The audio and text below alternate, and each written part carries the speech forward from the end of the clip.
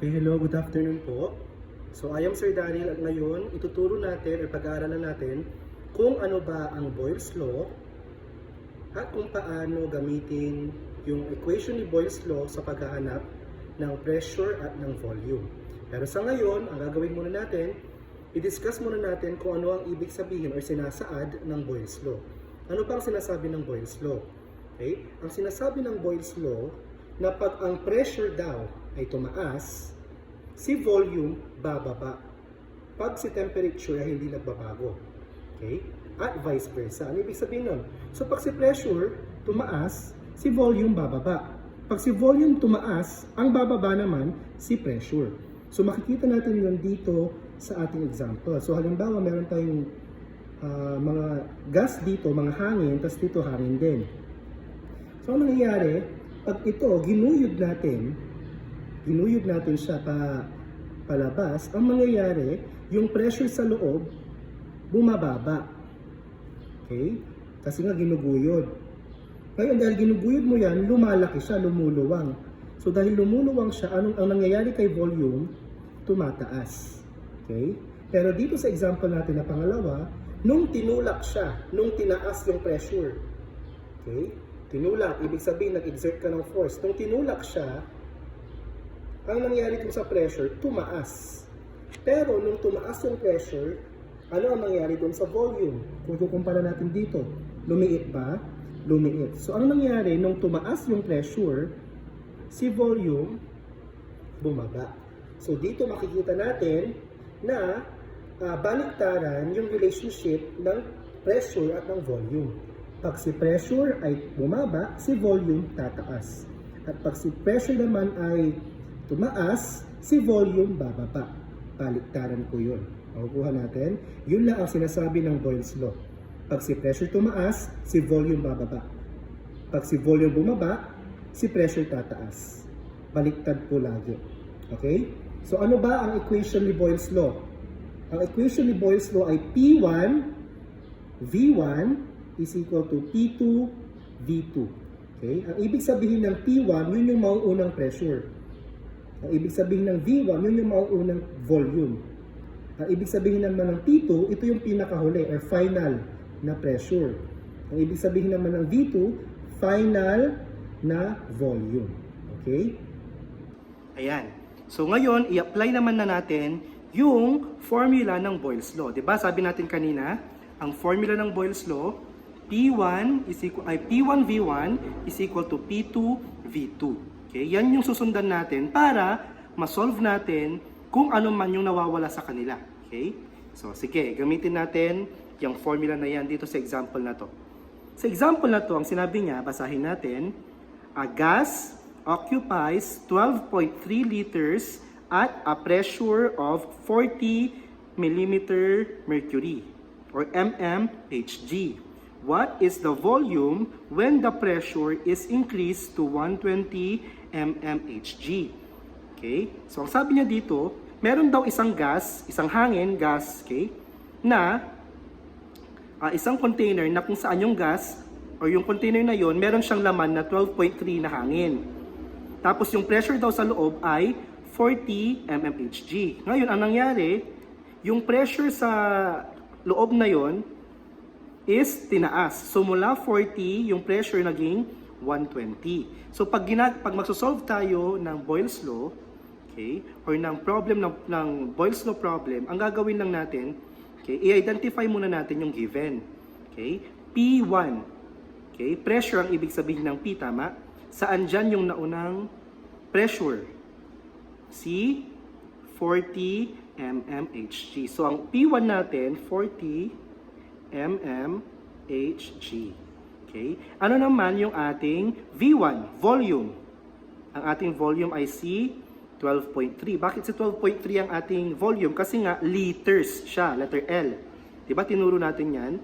So, 12.3 ang ating V1. Ngayon, meron ba tayong P2? Oh, meron ba dyang ibang mmHg? Meron. So, yung 40, tinaas siya, naging 120 mmHg.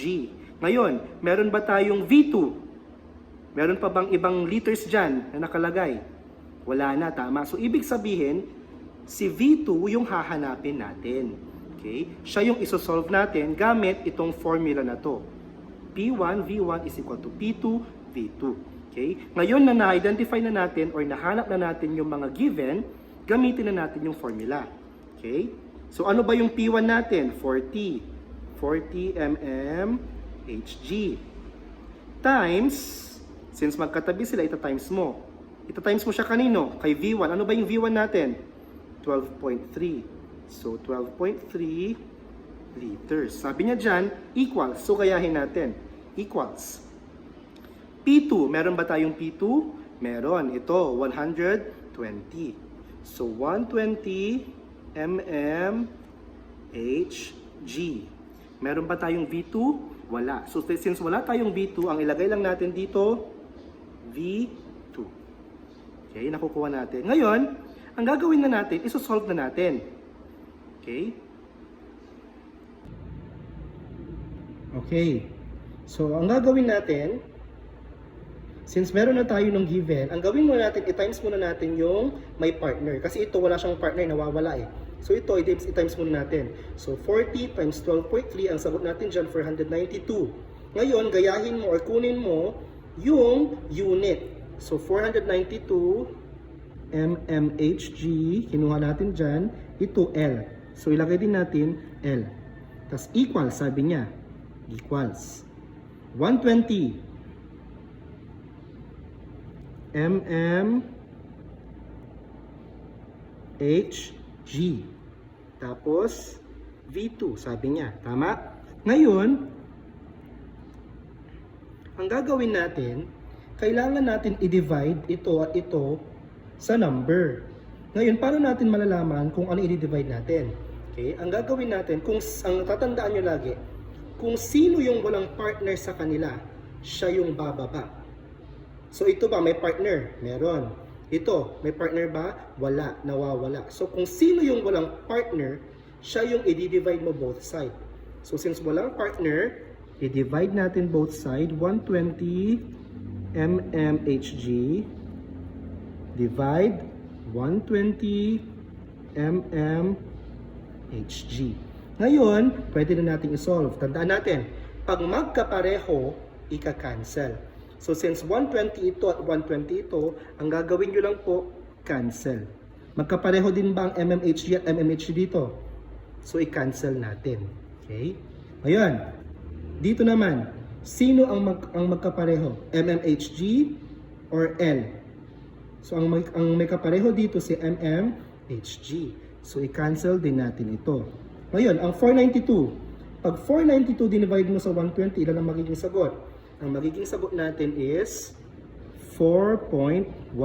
Ano yung naiwan na unit? L, tama? So, kukunin mo yan. 4.1 liters. So, ibig sabihin, si 4.1, siya yung ating V2. Sorry, 4.1 liters.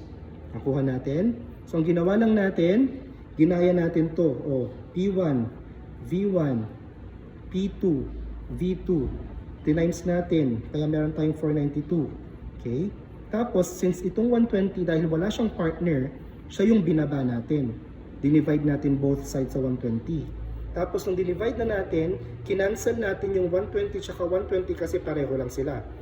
Yung mmHg dito sa taas, tsaka mmHg sa baba, kinancel lang din natin kasi magkapareho. Dito naman, ano yung kinancel natin? Yung mmHg din kasi magkapareho. So, sino naiwan? Si L. Ngayon, si 492, dinivide lang natin sa 120. Nung dinivide natin, meron tayong 4.1 liters. So, ibig sabihin, ito ang ating V2. So, tingnan nyo di ba sinabi natin, pag tumaas si pressure, si volume bababa. Or pag si volume ang tumaas, ito naman yung bababa. So, yung P1, yung unang pressure 40. Tapos, tumaas, naging 120.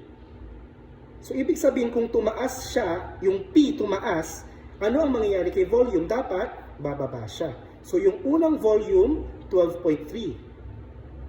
So, dahil ito ay tumaas, baliktad dapat yung mangyayari kay volume. Bababa siya. So, bumaba, naging 4.1.